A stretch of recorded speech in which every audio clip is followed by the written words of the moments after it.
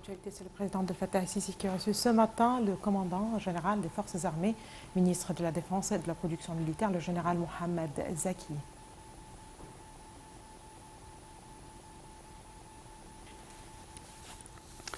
Le Premier ministre Dr Mostafa Madbouli a donné ses directives de réduire le temps de dédouanement des marchandises déposées dans les ports.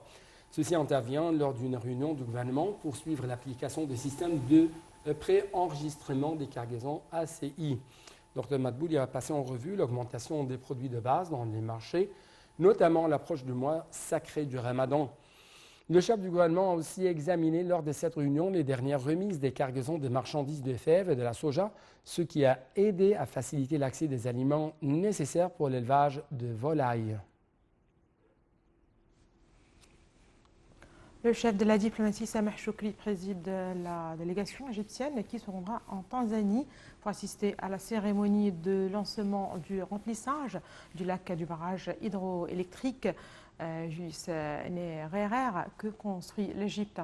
La présidente de la Tanzanie, Sima Hassan, doit assister à la cérémonie de la baptisation de ce géant projet qui est d'une grandeur importante, ou plutôt d'une grande importance pour le peuple tanzanien, car il sera l'un des plus grands barrages en Afrique en matière de production de l'électricité. Ce barrage doit également contrôler l'inondation du fleuve Rufiji et assurer la durabilité de flux d'eau nécessaires pour l'agriculture dans les zones de l'alentour du barrage et pour la pêche. Le barrage d'envergure Julius Nyerere est l'un des plus importants projets de développement mis en place en Afrique par l'Égypte, avec des frais s'élevant à 3 milliards de dollars. Il fait preuve de la capacité des sociétés égyptiennes de mettre en exécution des géants projets d'infrastructures dans nombre de pays africains. Le barrage tanzanien constitue également un exemple à suivre de la coopération régionale fructueuse entre les pays africains visant à relancer les efforts de développement.